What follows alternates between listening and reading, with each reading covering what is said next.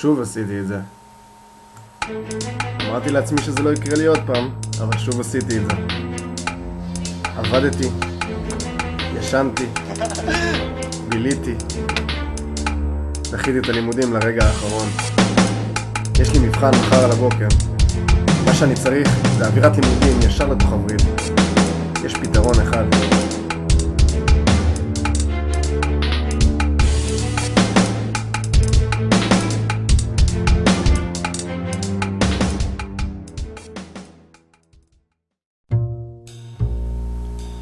אז הספרייה פתוחה 24 שעות בתקופת מבחנים.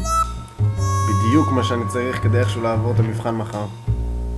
הגעתי בשעה 9 לספרייה, שעה לפני שהספרניות עוזבות אותה ומשאירות אותה לידי המאבטחים. לא היה לי זמן לבזבז, ניגשתי ישר לעבודה.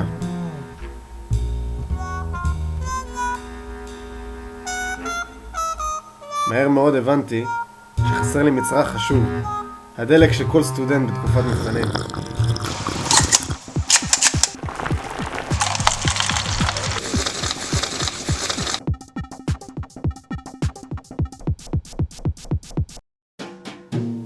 הזמן עובר, השעה נהיית מאוחרת, אבל הספרייה שקיקה חיים. סטודנטים מכל קצוות האוניברסיטה, חורשים, לומדים, מנצלים את כל שעות הפעילות המורחבות של הספרייה. זה לא מוגזם? 24 שעות? זה גדול. זה מבורך. זה יתרון משמעותי, וזה לדעתי משהו שצריך לקחת בכל האוניברסיטה. ספריות אחרות פותחות עד כאן, 8, 9, 10, 8 גג, ויש מבחנים שזה ממש לא מספיק. אנחנו למשל אימהות, וזה הזמן ילדים הלכו לישון. שהבטיחו לנו את זה בתקופת המועדי ב'. מוגזם שזה יסגר עכשיו. יש כאלה שלומדים רק בערב, וקשה להם ללמוד בבוקר. אני אחד האנשים האלה, ומשהו זה לנו.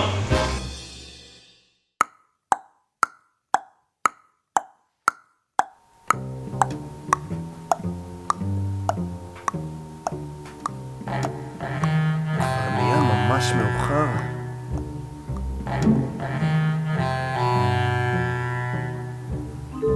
כמעט כבר אין אנשים פה.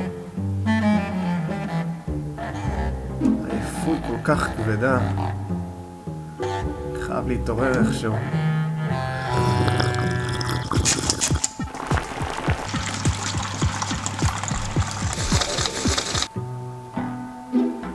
אתה מאבד פה את תחושת הזמן שלך. השעה יכולה להיות 10, 2, 6, אין לך מושג. אפילו שעונים אין פה על הקיר. אשכרה כמו בקזינו. רק שפה אתה משקיע זמן ולא כסף.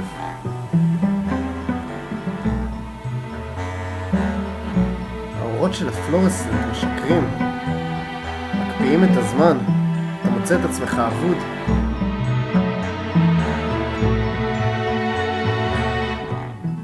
בחדר פופים אתה מוצא גופות של סטודנטים מאולפים.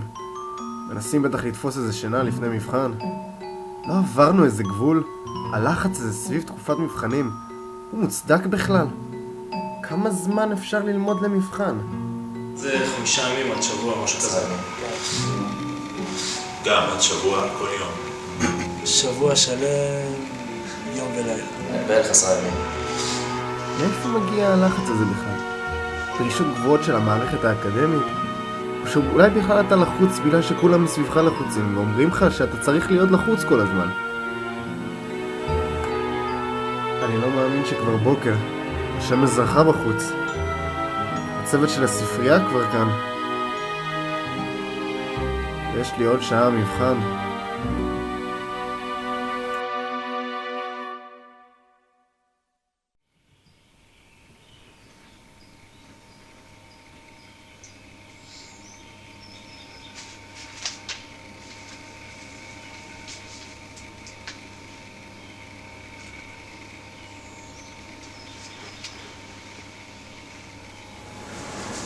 בדרך החוצה קלטתי את המאבטח. בוא'נה, הוא פה כל הלילה. הוא לא משתגע? תראה, אני כבר התרגלתי, אני לא אוהב לעבוד לילות. האמת שאני עובד לילות, אז אם לא פה, אז במרתון. אם לא מרתון, אז כל מיני אירועים שאני עובד בלילות, שמירה. אני נהנה פה, אני אגיד לך את העניין. אני פה מבצע את העבודה שלי ב-10 בלילה. עד 8 בבוקר, 8 בבוקר באים מחליפים שלי. אני הולך הביתה לישון. יש תלמידים שלומדים פה משעה 10, 11 עד 6, 7 בבוקר. הולכים למבחנים. יש כאלה שעוברים מפה ישר למבחן. בין 10 ל-11 זה השיא. בלילה. בין 10 ל-11 זה שיא, וזה הולך ופוחת. אוקיי. לקראת שעה 6, 7, נשארים 2, 3. ואלה שישנים בפופים. ואלה שיושנים בפופים, הם למטה. יש שם הרבה אנשים שנרדמים בפופים בלילה? 6, 5, 7. כל לילה? כמה זמן אתה עושה את זה כבר? אני עושה את זה כבר שנה שנייה, פעם רביעית.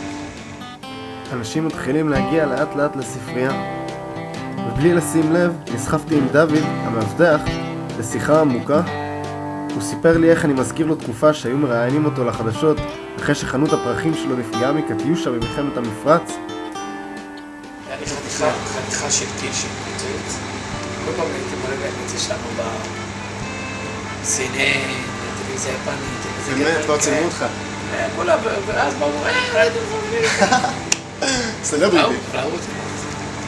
באנו לחנות, ראינו את כל המזעקים. רחוב שלם בלי תריסים. אין תריסים. הכל. 5,000 דירות נזרקו באו. טוב, תסכים עכשיו עוד פעם. הוא התחיל לחפש בשקיות שלו משהו. בטח עבר על איזה 3-4 שקיות, ופתאום, כאילו במיוחד בשבילי, הוציא חבילת תמונות ישנות ודאויות שהוא סוחב איתו. למקרה שיפגוש איזה חבר ותיק שלו שהוא רוצה להראות לו אותם כבר מלא זמן. הוא סיפר לי שהוא היה מכונאי מטוסים בצה"ל, והראה לי תמונו שלו ממלחמת יום כיפור. צריכים לחלץ אותו, אז באנו עם מסוק, ועם מסוק הרמנו אותו. מטוס יסעור. זה המטוס? זה המסוק. זה המסוק, זה אני ברקע. המסוק בא משליך חבל, והוא הרים אותו באוויר. הנה, הוא מרים אותו פה באוויר. יאללה. כן, הוא הרים אותו. הוא פשוט הרים את המטוס. הוא פשוט מרים את המטוס, הנה אתה רואה, אני על הרקע. זה צילום בלעדי שלי. זו תמונה אדירה. אדירה. אם תראה, הוא מרים אותו, והגענו איתו לאבו רודס.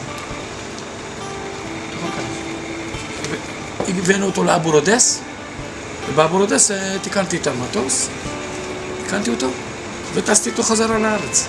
פה אני מתקן אותו, ואחרי מספר ימים, איזה שבוע ימים, והמזכרת שלי משם זה השפם.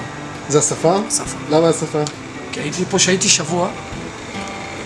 פה שבוע ימים. ולא היה זמן להתגלח. שבוע ימים במדבר, עד שהגיעו, זה כשהיית באיזה גיל? הייתי פה בגיל ב-75, זאת אומרת בערך 22, 23, שירות חובה שלי, תראה איזה ילד אני פה, אני בטוח.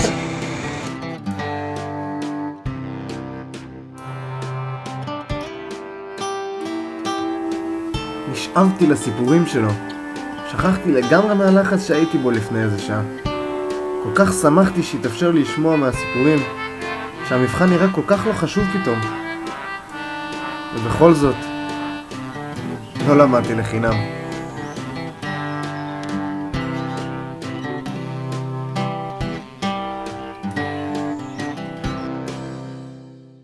Un, dos, tres, cuatro.